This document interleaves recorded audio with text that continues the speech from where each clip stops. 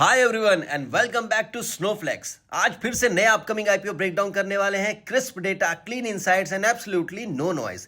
चलिए डिकोड करते हैं इस कंपनी के फंडामेंटल्स, बिजनेस मॉडल और देखते हैं कि मार्केट को क्या नया वैल्यू ऑफर करती है। नमस्कार दोस्तों, आज हम बात करने वाले हैं E2E ट्रांसपोर्टेशन इंफ्रास्ट्रक्चर लिमिटेड के एसएमई आईपीओ के बारे में। यह आईपीओ रेलवे इंफ्रास्ट्रक्चर और ईपीसी स्पेस से रिलेटेड है, जो एक कैपिटल इंटेंसिव और एग्जीक्यूशन ड्रिवन बिजनेस होता है। E2E ट्रांसपोर्टेशन इंफ्रास्ट्रक्चर लिमिटेड की शुरुआत 2010 में हुई थी। कंपनी ISO 9001:2015 सर्टिफाइड है और रेलवे सेक्टर के लिए सिस्टम इंटीग्रेशन और इंजीनियरिंग सॉल्यूशन प्रोवाइड करती है। इनका काम सिर्फ एक सेगमेंट तक लिमिटेड नहीं है, ये main line railways, metro projects जैसे अर्बन ट्रांजिट और प्राइवेट रेलवे साइडिंग तीनों में काम करती है।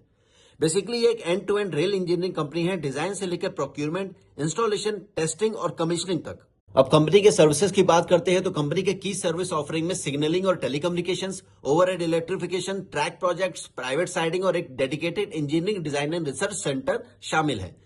इसका मतलब यह है कि कंपनी रेलवे प्रोजेक्ट्स को जीरो से लेकर फाइनल कमीशनिंग तक हैंडल करती है।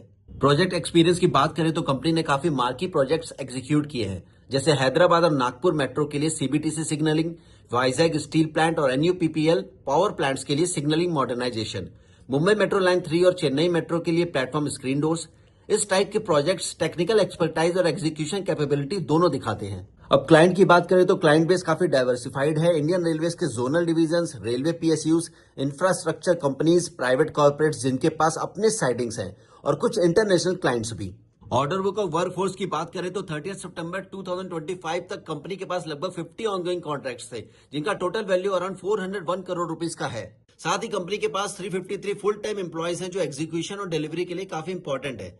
यह order book medium term revenue visibility provide करता है।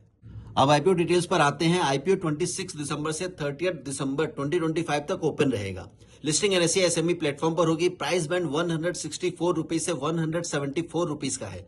लॉट साइज 800 शेयर्स का है और total issue size 84.22 crore rupees का है। यह आईपीओ 100% फ्रेश इश्यू है, मतलब प्रमोटर्स कोई शेयर सेल नहीं कर रहे।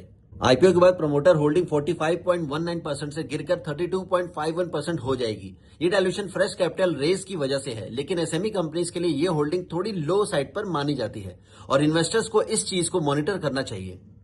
अब फाइनेंशियल्स देखें तो फाइनेंशियल ईयर 2023 से फाइनेंशियल ईयर 2025 तक कंपनी ने स्टडी ग्रोथ दिखाई है। फाइनेंशियल ईयर 2025 में total income 253.82 crore rupees, PAT 13.99 crore rupees और ईबिटा 26.57 करोड़ रुपीस रहा। लेकिन H1 फाइनेंशियल ईयर 2026 में यानी सितंबर 2025 तक के नंबर्स में लॉस दिख रहा है। H1 फाइनेंशियल ईयर 2026 में कंपनी ने 7.49 करोड़ रुपीस का लॉस रिपोर्ट किया है। एक्चुअली हैवी सब कॉन्ट्रैक्टिंग हुई, जिसमें लगभग 16.41 करोड़ रुपीस का सब कॉन्ट्रैक्टिंग एक्सपेंसेस आए। साथ ही बोरोइंग्स शार्पली बढ़े, जिससे इंटरेस्ट कॉस्ट भी काफी ज्यादा हो गया। आईपीओ से रेज होने वाले पैसों का मेजर हिस्सा लगभग 70 crore rupees working capital requirements के लिए यूज किया जाएगा। इसका डायरेक्ट इंपैक्ट बोरोइंग प्रेशर कम करने और एग्जीक्यूशन स्मूथ करने में होगा। वैल्यूएशन की बात करें तो कंपनी को फाइनेंशियल ईयर 2025 के नंबर्स पर ही वैल्यू करना सही रहेगा। Pre IPO market cap around 300 crore rupees बनता है और फाइनेंशियल ईयर 2025 पैट के बेसिस पर ट्रेलिंग पीई लगभग 21.5 टाइम्स आता है। H1 फाइनेंशियल ईयर 2026 में लॉस होने की वजह से फाइनेंशियल ईयर 2026 का फॉरवर्ड पीई एस्टिमेट करना स्पेक्युलेटिव होगा, इसलिए यहां फॉरवर्ड वैल्यूएशन इंटेंशनली अवॉइड की गई है। पीयर कंपैरिजन में देखा जाए तो कंपनी का वैल्यूएशन ब्रॉडली टेक्समैको और इरकॉन जैसे प्लेयर्स के आसपास ही है। रिस्क को लाइटली नहीं लेना चाहिए। बिजनेस वर्किंग कैपिटल इंटेंसिव है, बोरोइंग्स बढ़ने का रिस्क है, एग्जीक्यूशन और बिलिंग साइकिल डिले हो सकता है। साथ ही एसएमई प्लेटफॉर्म पर लिक्विडिटी और वोलेटिलिटी का रिस्क भी होता है। ओवरऑल देखा जाए तो E2E ट्रांसपोर्टेशन इंफ्रास्ट्रक्चर एक स्ट्रॉन्ग ऑर्डर बुक और प्रूवन एग्जीक्यूशन कैपेबिलिटी वाली कंपनी है। फाइनेंशियल ईयर 2025 तक परफॉर्मेंस सॉलिड रही, लेकिन H1 फाइनेंशियल ईयर 2026 का loss near term uncertainty create करता है। आईपीओ फंड्स अगर सही तरह डिप्लॉय हुए तो एग्जीक्यूशन और मार्जिन नॉर्मलाइज हो सकते हैं।